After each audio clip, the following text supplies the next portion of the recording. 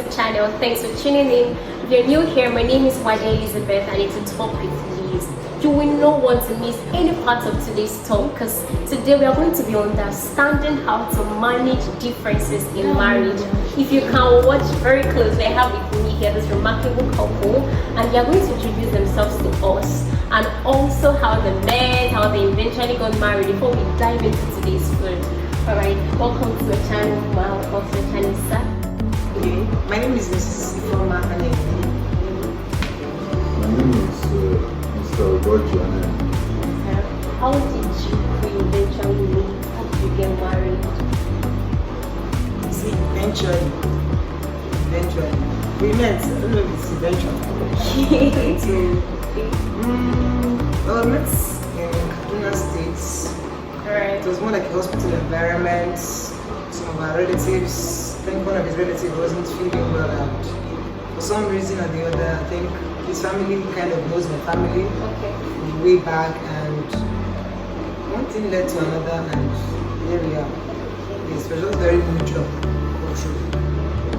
That's all I can say. Okay, how did you eventually get married to her, sir? Okay, actually, Was it a love at first sight? yeah, we met, like you said, in a hospital environment. I had someone sick in a hospital where her mom used to work. So I went to the hospital to see my loved one.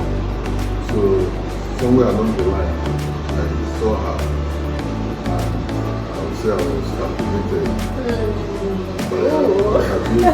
Oh! From then on, coincidentally, the person that was my relative that was ill Okay. knows her, Okay. taught her in secondary school. Okay.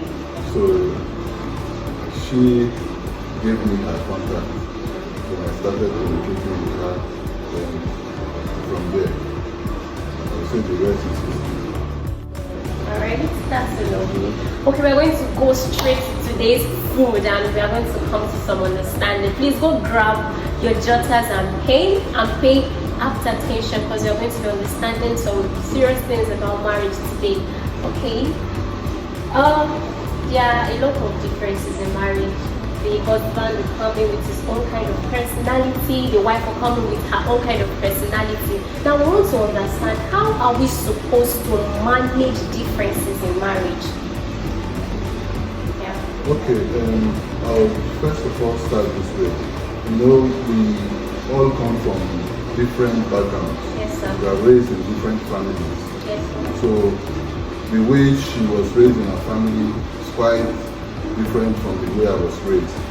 So coming together, and there's something that couples should understand.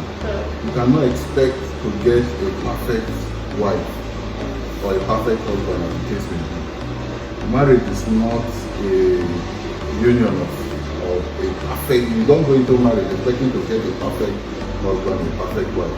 But there are basic things you see in a person. There are some core cardinal principles or you see in a person that makes you want to marry the person. So once you are in the marriage, you start working on differences that you see that comes up as the marriage goes by.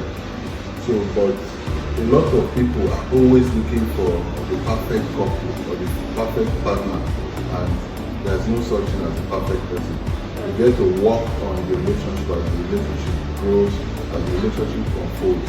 So, like I said, marriage is the only institution where you never stop learning. Yes, sir. You keep learning till the end of, or till death do you part. So, and when differences arise in the course of the marriage, you have to be patient, tolerant. So you are saying that differences must definitely It must, even amongst your siblings, Okay. born by the same father and the same mother, raised in the same family, you still have differences. How much more someone you didn't know from Adam? There's bound to be differences. So, and that's why marriage is an institution for mature people. Because one of the signs of maturity is that you are able to tolerate, you are able to be patient and consider the other person's side before taking decisions. So also, I would say, patience and tolerance. And above all, the love you had for the person, the love that loves you together. Okay, before I have to talk, I get to see people divorcing and they just want to leave the marriage because of the difference of the other person, like the person's personality. So I don't get it. Why is it that the person is not ready to tolerate, like you said, or the person is not ready to have the patience to handle the other person's differences? How can that person be able to manage the differences of the other partner? Okay, you know, when I was talking about the reason for marriage and what intending couples or intending couples should look out for, I talked about some core cardinal principles. Once those principles are not there, there is bound to be disagreements. I'm not saying that person will be perfect in every sense, but there's some very important things, some very important principles that you have that you cannot compromise, that you must see in your partner. You understand? Those principles is something you cannot do without. So, but I will say that the rate of divorce that is common in our society is because sometimes people marry for the wrong reasons. Okay. They marry for the wrong reasons. They don't even know why they are getting into marriage. They are just getting into marriage because other people are getting married. So you need to know and be mature enough to know the reason why you are getting married. And then, of course, when you are in the marriage, you need to tolerate one another. Tolerance is very important. Patience with your spouse is very key. But most youths these days are not patient. Once they are struggle and the spirit of forgiveness. So in that connection, does it still mean that there are no differences in that I can connect to this person very well? Does it mean that you not see a particular character that is different from yours and you just like everything about the person? I promise you, even twins have differences. I hear of twins that are fighting. Okay. We see them everywhere. So if people can share the same room and still have differences, like he also said, from two different backgrounds, we will clash at some point. Okay. Alright, go ahead to throw some light on how to manage differences in marriage. Are you talking about our marriage or some other people? In marriage, some other people, Okay, you want to talk about managing differences is relative in the sense that you must be ready to accept this person. It's very unfortunate that courtships are not very honest. Everybody puts up his or her best behavior in courtship. I think we were both discussing about this courtship thing this weekend, and he said a lot of people pretend in courtship. And I told him, I don't think I can call it pretense. I can just say the real setup to expose both of you's personality hasn't been created. And one of that is habitation. Cohabitation. You're not living together. So it's not a question of pretense. You come pick me up at my parents' place, I dress up nicely, and we put up a very good attitude out there. We were living in the same space. You need to We know will the clash. person's real character. We will clash as far as cleanliness is concerned, Okay. as far as our spiritual lives are concerned, as far as managing other relatives, finances. Because if our relatives come over, maybe he's someone that likes his personal space, it becomes a problem. So it's when you cohabit, you can really judge courtship for what it is. It's not always easy. So I can't call it pretense. Cohabitation is not among it. And since from some religions prohibits cohabitation before marriage, you can't really tell. So you're taking a very blind risk.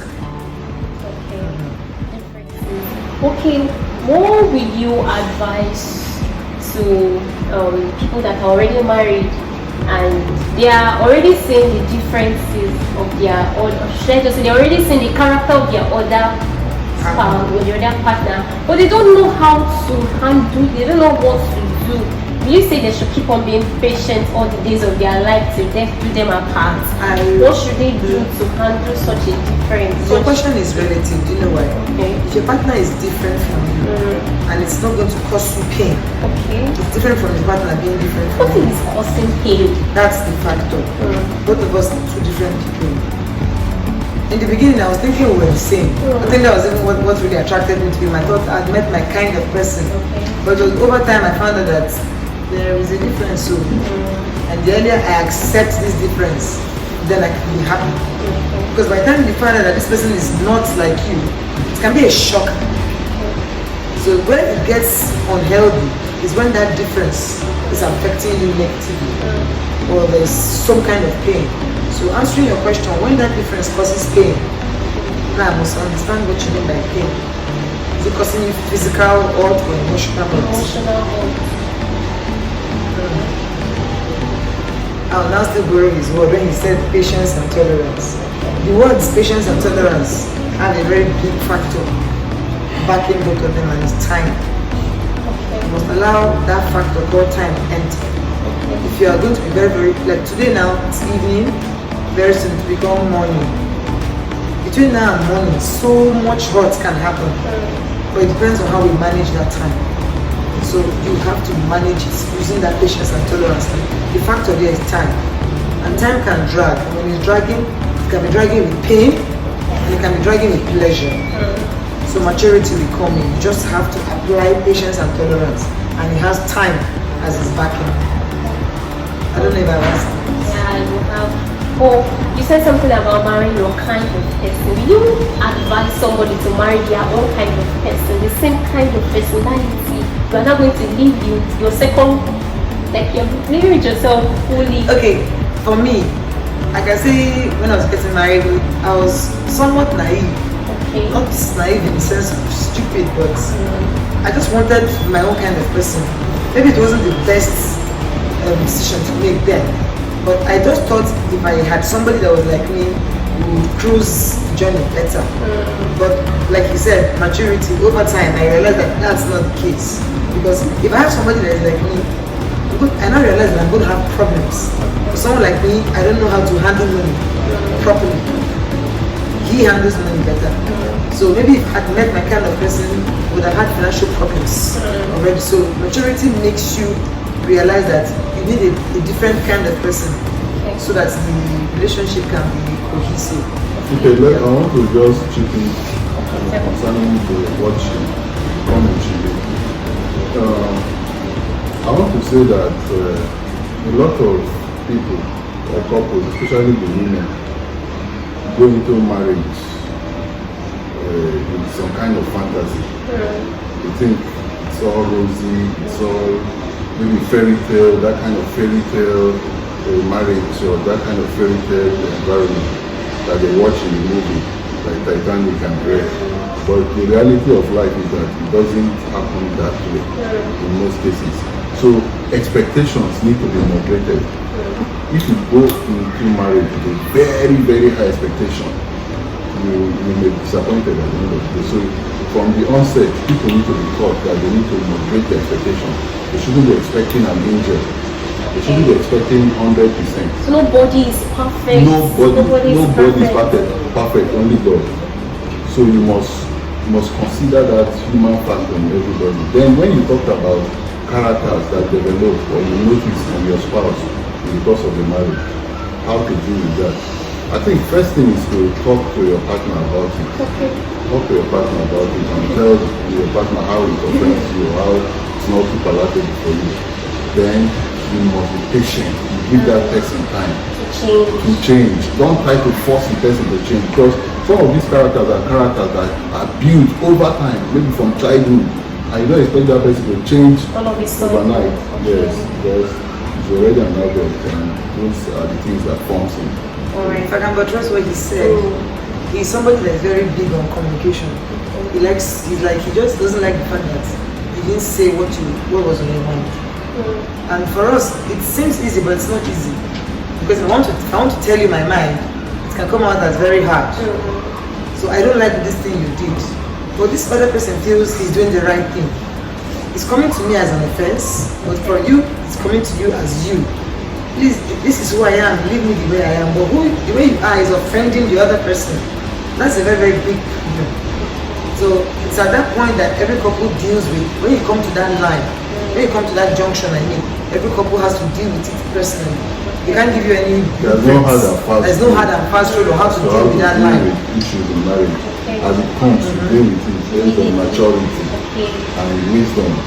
It's very hard to change somebody. A character that was formed from birth. Maybe you grow up in a very strict environment, like a military environment. Your parents were military people. You're a very disciplined person, and then you meet this very easygoing person who doesn't care. Who doesn't care for time, money, or the important values of life.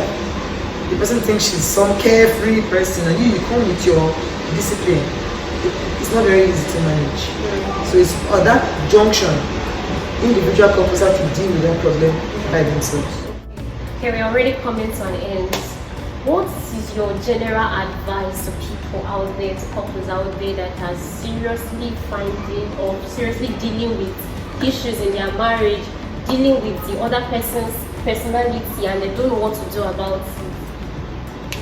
Okay, I'll start by advising those couples to, first and foremost, we believe in God. Okay. Whatever religion you are practicing, take that matter, table that matter before your Creator, table it before God. Then, apart from tabling it before God, you have to take proactive steps to see how these issues can be resolved. And like I told you, communication is very important in marriage. So you have to, if you are feeling a particular way about a particular issue, you have to communicate to your spouse. Communicate. That's why I told you initially that you tell your spouse how this character or this issue hurts you. Then you give some time. Allow the person some time, some room. You try to change. Then there are some things you can never change about certain people. Okay. That one you tolerate it. You have to accept it. Accept and okay. Accept and deal with it. Deal with it, Yes. tolerate it. It becomes like your own small cross. So long as you can pray, it doesn't press you down, you accept it. Yes, ma'am. Yeah, so long the condition that it doesn't press It doesn't press you. Okay. For me, there is something love. I don't know how it affects me personally in marriage, and that's monotony. The same thing happening every day. It doesn't look like a big problem, but it's a very big problem. The same thing happens every day. It can get very boring. It affects family life.